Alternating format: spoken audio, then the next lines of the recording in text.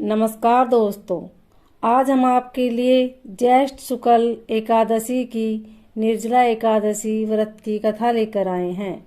कथा सुनने के बाद आप हमारे चैनल को सब्सक्राइब करें, बेल आइकन को प्रेस करें ताकि हमारी वीडियो की नोटिफिकेशन सबसे पहले आप तक पहुंचे। वीडियो को लाइक और शेयर जरूर करें। निर्जला एकादशी व्रत की कथा इस प्रकार है। भीमसेन व्यास जी से कहने लगे कि हे पितामह, भ्राता युधिष्ठिर, माता कुंती, द्रौपदी, अर्जुन, नकुल और सहदेव आदि सब एकादशी का व्रत करने को कहते हैं, परंतु महाराज मैं उनसे कहता हूँ कि भाई मैं भगवान की भक्ति पूजा आदि तो कर सकता हूँ, दान भी दे सकता हूँ, परंतु भोजन के बिना नहीं रह सकता। इस पर व्यास जी कहने लगे कि हे भीमसेन, यदि तुम नरक को बुरा और स्वर्ग को अच्छा समझते हो तो प्रति माह की दोनों एकादशियों को अन्न मत खाया करो। भीम कहने लगे कि हे पितामह, मैं तो पहले ही कह चुका हूँ कि मैं भूख सहन नहीं कर सकता। यदि वर्ष भर में कोई एक ही व्रत हो तो वह मैं रख सकता हूँ, क्योंकि मेरे पेट में वृक नाम वाली अग्नि है, सो मैं भोजन किए बिना नहीं रह सकता।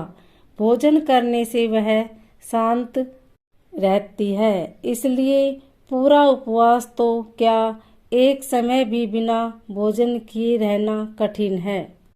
अतः आप मुझे कोई ऐसा व्रत बताइए जो वर्ष में केवल एक बार ही करना पड़े और मुझे स्वर्ग की प्राप्ति हो जाए। श्री व्यास जी कहने लगे कि हे पुत्र, बड़े बड़े ऋषियों ने बहुत शास्त्र आदि बनाए हैं, जिनसे बिना धन के थोड़े परिश्रम से ही स्वर्ग की प्राप्ति हो सकती है।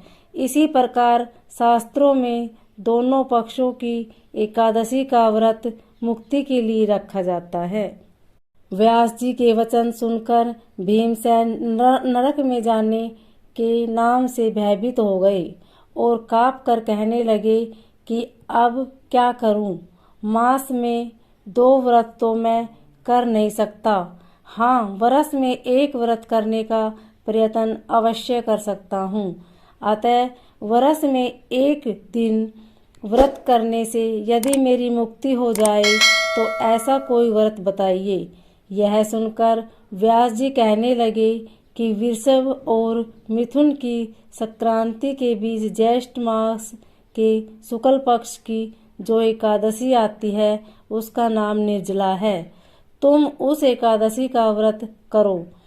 इस एकादशी के व्रत में स्नान और आचमन के सिवा जल वर्जित है। आचमन में 6 मासे से अधिक जल नहीं होना चाहिए, अन्यथा वह मद्यपान के सदृश हो जाता है। इस दिन भोजन नहीं करना चाहिए, क्योंकि भोजन करने से व्रत नष्ट हो जाता है। यदि एकादशी को सूर्योदय से लेकर द्वादशी के सूर्योदय तक जल ग्रहण न करे तो उसे सारी एकादशियों के व्रत का फल प्राप्त होता है।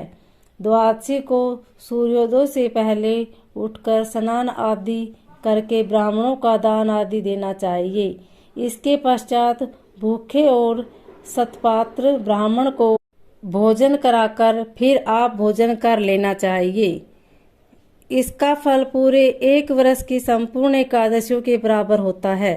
व्यास जी कहने लगे कि हे भीमसेन, यदि यह मुझको स्वयं भगवान ने बताया है, इस एकादशी का पुण्य समस्त तीर्थों और दानों से अधिक है।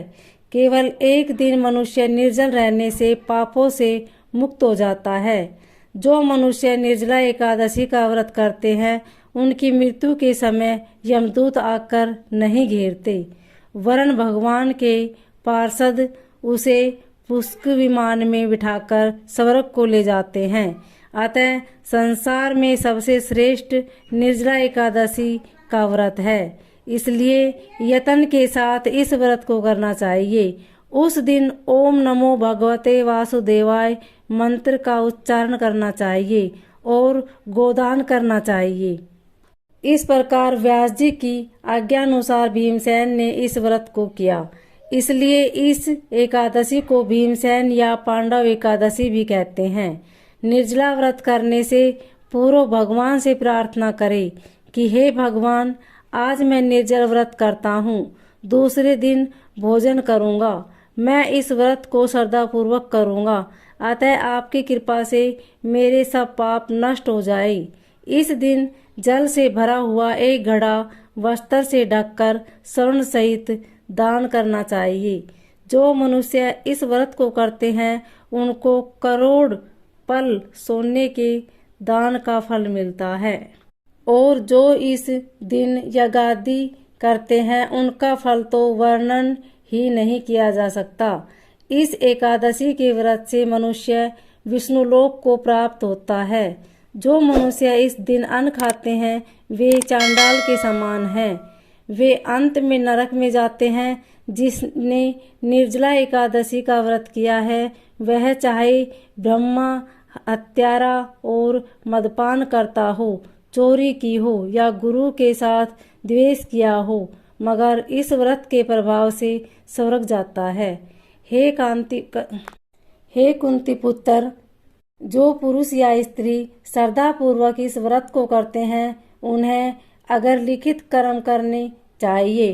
प्रथम भगवान का पूजन, फिर गोदान, ब्राह्मणों को मिष्ठान व दक्षिणा देनी चाहिए तथा जल से भरे कलश का दान करना आवश्यक करना चाहिए।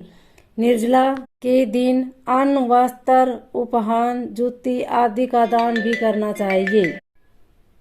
जो मनुष्य भक्ति पूर्वक इस कथा को पढ़ते या सुनते हैं उन्हें निश्चय ही स्वर्ग की प्राप्ति होती है।